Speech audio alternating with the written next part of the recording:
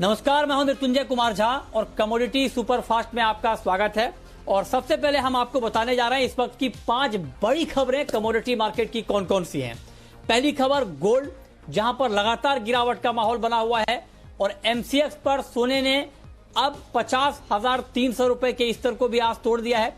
वैसे कल मार्केट 50,000 के नीचे भी चला गया था और सोने में इस वक्त करीब करीब 200 रुपए तक की गिरावट दिख रही है। अंतर्राष्ट्रीय बाजार में गोल्ड का भाव $1900 प्रति ऑunce के करीब है और रिकॉर्ड स्तरों से, जो अगस्त के महीने में ही रिकॉर्ड स्तर गोल्ड में हमने देखा था, उस लेवल से गोल्ड का भाव करीब करीब 10% तक टूट चुका है। डॉलर 6 हफ्ते के ऊपरी स्तर के करीब है, उसका इंपैक्ट हम मार्केट के ऊपर देख रहे हैं। इसके अलावा सिल्वर की बात करें, चांदी की बात करें तो चांदी 60,000 के नीचे फिसल गई है और 59,570 तक चांदी का भाव लुढ़का है। करीब 1,000 रुपए की गिरावट है। अंतर्राष्ट्रीय बाजार में दाम $24.5 के नीचे आ गए हैं और कल शाम के कारोबार में ही चांदी के दाम 10% तक टूट चुके थे। तो तेज गिरावट यहां पर आई है चांदी की कीमतों में भी। इसके अलावा अगर हम बात करें क्रूड की, तो कच्चे तेल का मार्केट रिकवरी की कोशिश कर रहा है, तेजी में आने की कोशिश तो कर रहा है, लेकिन बहुत ज्यादा कामयाबी नहीं मिल रही है। अब हालांकि थोड़ी बहुत तेजी आई है, लेकिन देखते हैं कि ये तेजी कितनी टिकती है। 1.5% दाम बढ़े हैं ब्रेंट के, WTI के 1% और MCX पर भाव 2.5% तक बढ़ा है। इसके अलावा नेचुरल गैस की कीमतों में रिकवरी है। MCX पर भाव 138 रुपए के ऊपर है और करीब 3% की मजबूती यहां पर दिख रही है।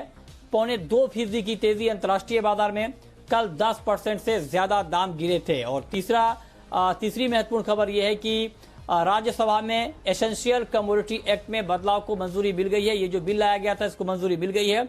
लोकसभा में पहले ही इसकी मंजूरी मिल गई थी, तो अब इसको लेकर के भी फैसला, मतलब राज्यसभा में इसे मंजूरी मिल गई है। और इसके बाद कृषि उत्पादों पर सरकार का नियंत्रण नहीं रहेगा, सिर्फ आपात स्थिति को छोड़कर। तो ये एग्रीकल्चर रिफॉर्म की दिशा में एक और कदम उठता हुआ दिख रहा है। तो ये 5 खबरें, लेकिन इन 5 खबरों के बाद अब बात करेंगे 5 ट्रेडिंग कॉल्स की। ये बताने के लिए हमारे साथ वंदना भारती हैं, SMC कॉमट्रेड की। वंदना जी, बहुत बहुत स्वागत है आपका। पहला सवाल गोल्ड के ऊपर। गोल्ड में बहुत ज्यादा गिरावट आ गई है और मुझे याद है कि आपने कहा था कि दाम गिरेंगे और आपकी बात बिल्कुल ठीक साबित हुई है। तो अब आप बताइए कि यहां से अब क्या होगा गोल्ड? मृत्युंजय जी, मुझे लग रहा है कि थोड़े करेक्शन की अभी और यहाँ पे गुंजाइश है। और जिस तरीके से अगर डॉलर इंडेक्स अगर 94 से ऊपर, कभी भी ये 94 से ऊपर स्टे नहीं किया है, अगर देखें रिसेंट रेट्स में, अगर ये 94 से ऊपर स्टे करता है तो मेरे ख्याल से एक बेयरिश पैटर्न जो है थोड़ा सा और यहाँ पे बन सकता है। और $1880 मुझे लग रहा है कि अल्टीमेटली यहाँ पे कॉमिक्स में एक सपोर्ट जो है वहाँ पे गोल्ड ले सकती है। तो यहाँ पे मुझे लग रहा है, भारतीय बाजार की बात करूँ तो 49,500 तक मुझे लग रहा है प्राइसेस एक बार नीचे की तरफ आ सकते हैं। तो यहाँ पे राय यही रहेगी कि यहाँ पे 50,350 के करीब आता है, तो 50,000 के टारगेट के लिए यहाँ पे सेल करें। 50,500 का यहाँ पे एक स्टॉप लॉस लगा के चले और यहाँ पे स्टॉप लॉस के साथ यहाँ पे ट्रेड करना काफी इंपॉर्टेंट रहेगा, क्योंकि काफी वॉलेटाइल मार्केट आज भी हो सकती है यहाँ पे।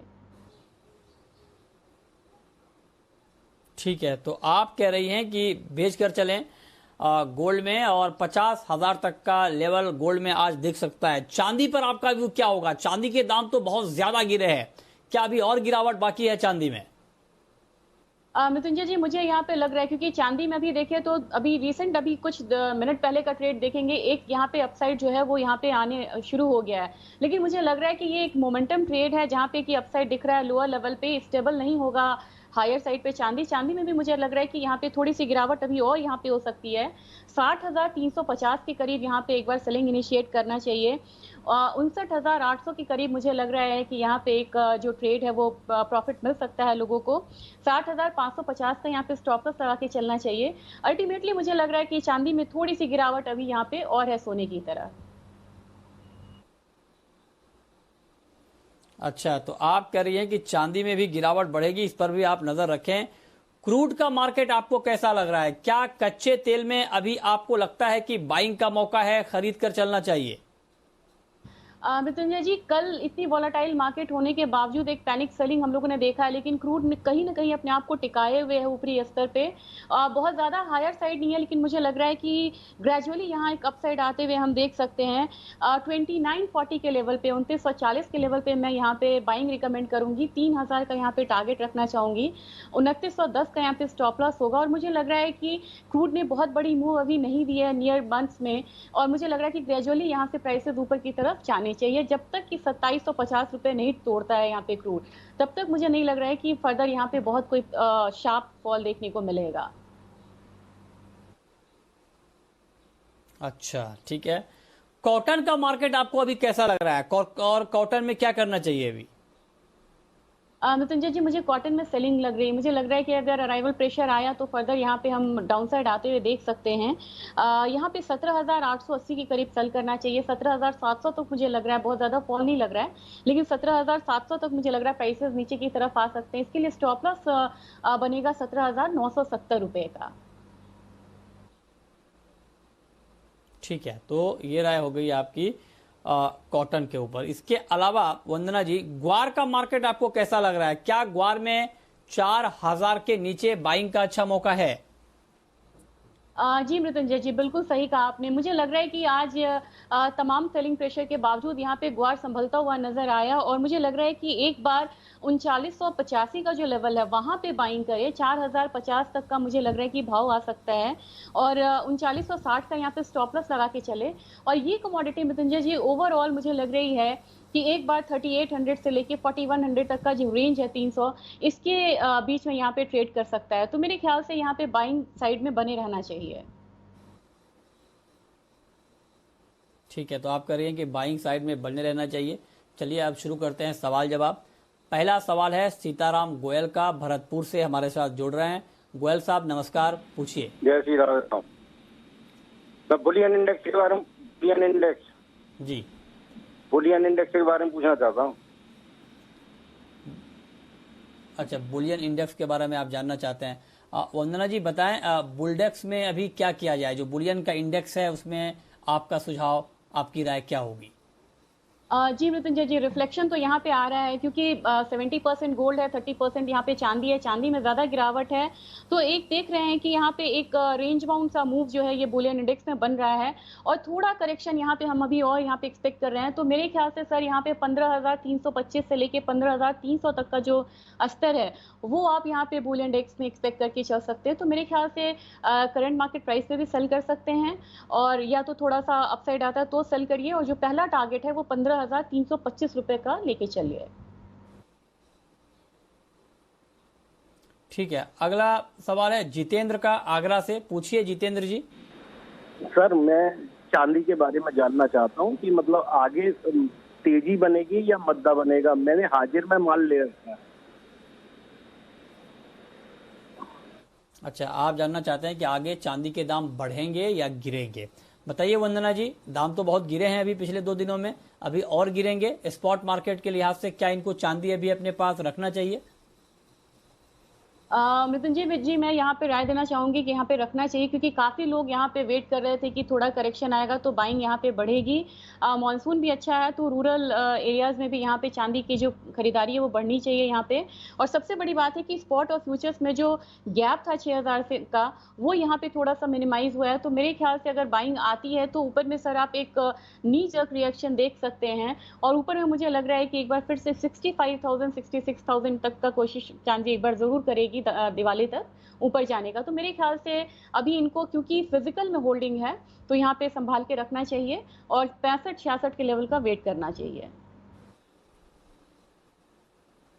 ठीक है, अगला सवाल है वैभव का। पूछिए वैभव जी। नेचुरल गैस मैडम बढ़ेगा या घटेगा मैम? नेचुरल गैस के दाम अभी बढ़ेंगे या घटेंगे? बताइए वंदना जी। जी मृत्युंजय जी, बहुत ये ट्रिकी कमोडिटी है और मैं इसमें अक्टूबर कॉन्ट्रैक्ट में बोलना चाहती हूँ क्योंकि अब सितंबर की एक्सपायरी है। मेरे ख्याल से सर एक बार 190 के करीब आए, अभी आप थोड़ा सा वेट करिए। 190 192 एक अच्छा जोन है जहां पे आप बाइंग कर सकते हैं। 200 का टारगेट ऊपर की तरफ रखिए, 188 का स्टॉप लॉस रखिए। और अब नेचुरल गैस में जो बिकवाली थी वो थोड़ी सी लिमिटेड यहाँ पे हो सकती है क्योंकि जैसे जैसे अपना विंटर सीजन आएगा हीटिंग डिमांड बढ़ेगा और इस कमोडिटी में निचले स्तर पे हम खरीदारी वापस आते हुए देख सकते हैं। ठीक है, अगला सवाल है श्याम अग्रवाल का। पूछिए अग्रवाल साहब। फिजिकल में 400 बोरी सोयाबीन पड़ा हुआ है, कब बेचना चाहिए? हाँ, फिजिकल में 400 बोरी सोयाबीन का स्टॉक है आपके पास, आप जानना चाहते हैं कि कब बेचना चाहिए। बताइए वंदना जी। मृत्युंजय जी, मुझे लग रहा है कि श्याम अग्रवाल जी को अब 4100 के करीब यहाँ पे एक बार बेचना चाहिए क्योंकि अगर एक बार अराइवल प्रेशर आना शुरू हुआ तो प्राइसेस पे थोड़ा सा प्रेशर आएगा और कहीं ना कहीं 3850 3800 तक का जो लेवल है वो भी हम यहाँ पे आते हुए देख सकते हैं। तो सर अभी हायर साइड ये कमोडिटी ट्रेड हो रही है, बाहर का डिमांड अच्छा है, इसकी वजह से एक तेजी बनी हुई है। 4100 से 4150 के बीच में आप अपने सोयाबीन स्टॉक को बेच सकते हैं। तो ये राय आपकी सोयाबीन के ऊपर है। वंदना जी, चना और सरसों, इन दो कमोडिटी में अब आपका व्यू क्या बन रहा है? क्योंकि एमएसपी भी बढ़ गई है, एमएसपी का ऐलान हो चुका है, तो अब यहां से क्या किया जाए इन दोनों कमोडिटी में? संजय जी, चना के बारे में पहले भी बात हुई थी। मुझे लग रहा है कि जैसे बेसन का डिमांड बढ़ेगा, फेस्टिव डिमांड ऑलरेडी यहाँ पे है, तो 5400 का लेवल मुझे लग रहा है कि यहाँ पे चना में देखने को मिल सकता है। मस्टर्ड, मुझे लग रहा है कि मस्टर्ड में काफी बढ़त यहाँ पे ऑलरेडी यहाँ पे आई है, तो एक मतलब अगला जो क्रॉप आने में टाइम है यहाँ पे और क्रशिंग डिमांड इसकी ज्यादा है, तो मेरे ख्याल से इसमें फिलहाल तो एक करेक्शन देखने को मिलेगा, लेकिन अपसाइड जो है वो कहीं ना कहीं 5500 से 5520 तक हम आते हुए फिर से देख सकते हैं। तो मेरे ख्याल से दोनों कमोडिटी ऐसी है जिसमें कि बायर डिप की जो स्ट्रैटेजी है वो बनती है, तो दोनों कमोडिटी स्ट्रांग है अभी यहाँ पे क्योंकि फेस्टिव डिमांड भी है। ओके, अर्जुन अग्रवाल हैं हमारे साथ जुड़ रहे हैं। पूछिए अग्रवाल साहब। वो सीपीओ का रेट क्या रहेगा सामने? हम वही आइडिया लेना चाह रहा था। सीपीओ क्या सवाल है आपका? सीपीओ का सामने क्या पोजीशन है? CPO crude oil, CPO crude palm तेल। ओके, बताइए वंदना जी, क्रूड पाम तेल पर क्या व्यू है आपका? मुझे क्रूड पाम तेल थोड़ा सा तेज लग रहा है यहाँ पे मृत्युंजय जी। कल की गिरावट के बाद देखिए तो आज रिफाइन हो या सीपीओ दोनों संभले हुए हैं। इंपोर्ट थोड़ा सा यहाँ पे इंडिया में कम हुआ है और त्योहारी मांग जो है वो बना हुआ है, तो मेरे ख्याल से सर मैं आपको एक रेंज बताना चाहूंगी। मुझे लग रहा है कि 788 785 से लेके 805 तक का जो रेंज है ये यहाँ पे रहना चाहिए। तो 20 रुपए का मूव मुझे फिलहाल लग रहा है कि 10 दिनों के भीतर में होना चाहिए सीपीओ में। तो अपसाइड जो है कहीं ना कहीं 800 802 रुपए के करीब एक बार कैप्ट हो सकता है, तो लोअर लेवल बाइंग इसमें बनती है सीपीओ में। चलिए, बहुत शुक्रिया वंदना जी आपका हमारे साथ जुड़ने के लिए, बताने के लिए कमोडिटी में कहां पर कमाई के मौके बनेंगे। तो फिलहाल इस बुलेटिन में इतना ही।